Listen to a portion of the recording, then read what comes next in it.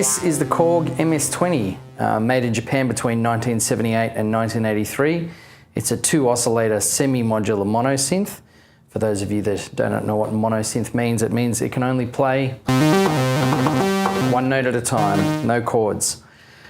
In this video, I'm just going to show you the basics of how to get going with this synthesizer so that you can get cracking on making your own sounds. The MS-20 is part of a series of synthesizers made by Korg.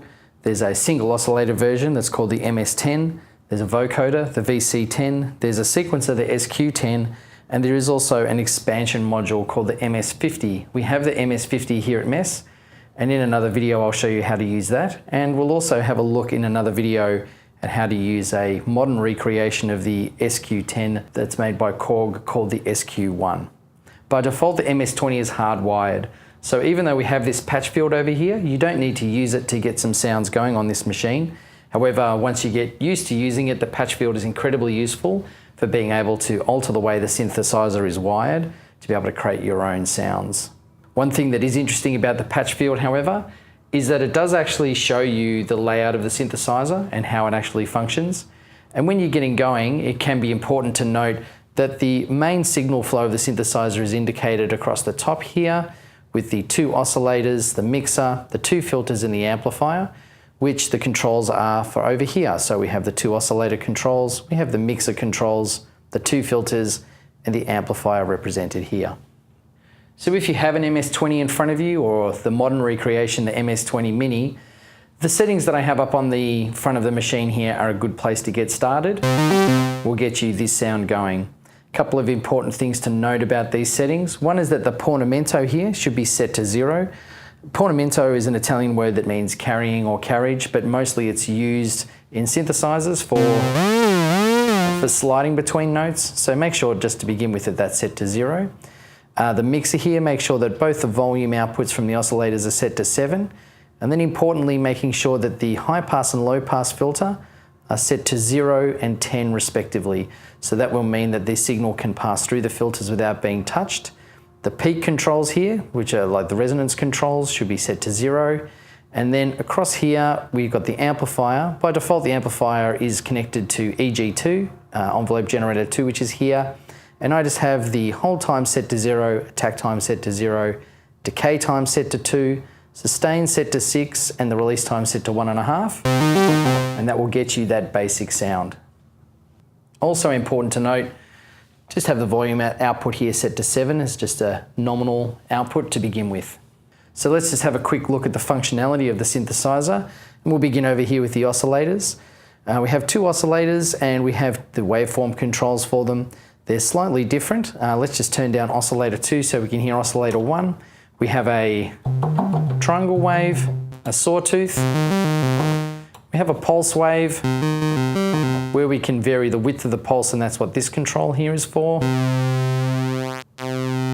And we have a noise generator. Let's go back to the triangle there. We'll turn down oscillator 1, turn up oscillator 2 so we can hear oscillator 2. Oscillator 2, we have a triangle wave, a pulse wave, a narrow pulse wave, and then the ring modulator, where both oscillator 1 and 2 run through a ring modulation circuit. Oscillator 2 also has this pitch control, which you can use to tune oscillator 2 to oscillator 1. So let's turn oscillator 1 back up here.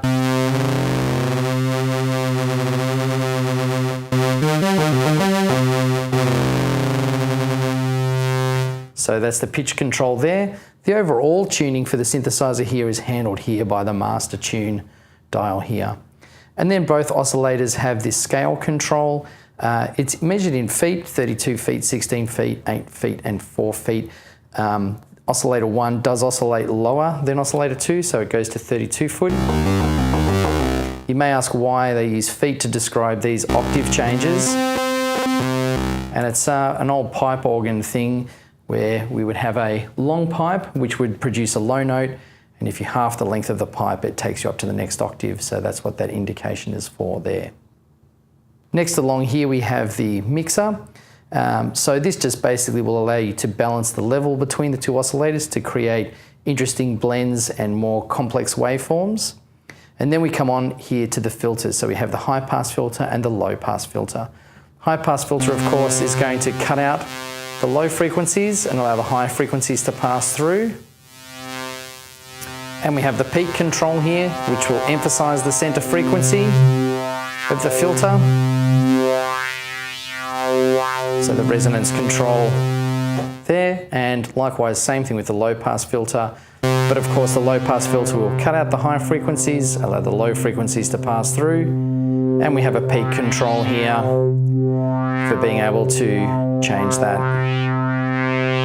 So that's why it's very important that when you get started with this synthesizer that the high pass is set to 0 and the low pass is set to 10, because it allows the signal to pass through. Quite often people will just assume because of the numbering here that they should set the low pass to 0, in which case we don't actually get any sound. So that can be a little bit tricky if you're new to this stuff.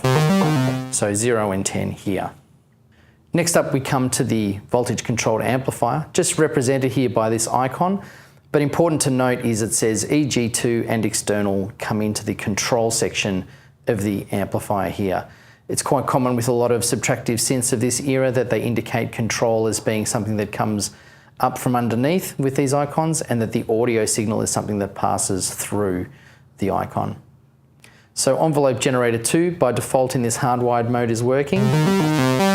We have the basic envelope controls that you'd expect to see, so attack time, decay time, and release time here. And of course it's important to remember that we have sustain, but sustain is a level, so that as we hold the note down, it decides how loud the amplifier will run. And on the MS-20 we also have the hold time here, which acts like a sort of sustain without having to hold the note down, and can sort of leave the amp open for quite a decent amount of time if you want to do that. So if you want to change the characteristic, here I'm just increasing the attack time and the decay time. If you want to change the characteristic of the envelope, these are the controls to do it with. Next, let's have a look at the modulation generator. The modulation generator is similar to a low frequency oscillator, same thing really, just a different name. We have two controls here, a waveform control and a frequency control. The waveform indicates that you can have either a pulse wave or a triangle wave. In the hardwired mode, the triangle wave is the default. The pulse wave you can access through using the patch panel over here.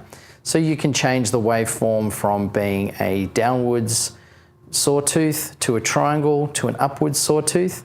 And then we have the frequency control here, which of course controls the rate. And there's a little bit of visual feedback here with the LED to let you know how fast the modulation generator is working. Now the modulation generator can be sent to the oscillators and the two filters. And the way that that is done is through these three dials here. So for example, if we want to send the modulation generator to the oscillators, we just dial up here and you can hear that modulation generator altering the pitch of the oscillators. Likewise, we can do the same thing with the two filters. So if I set the high pass filter here to 5 on the cutoff frequency and the peak on 5, we can begin to feed the modulation generator to the high pass filter. Maybe change the shape to the downward sawtooth. So that's one way of being able to send the modulation generator into the high pass filter.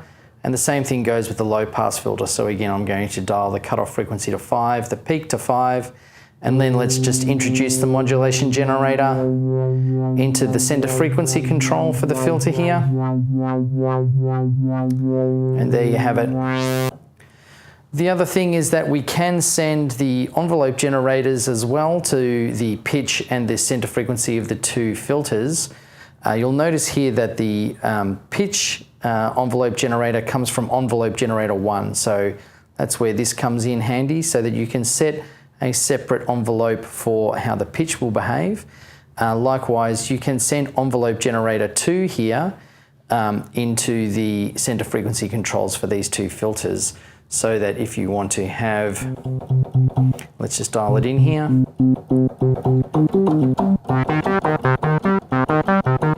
So without the envelope generator controlling the filter, and with the envelope generator controlling the filter, so that the center frequency will track with the envelope.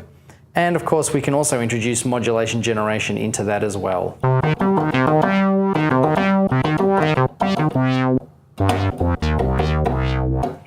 So there you have it. That is the basic 101 of how to get into using the MS20.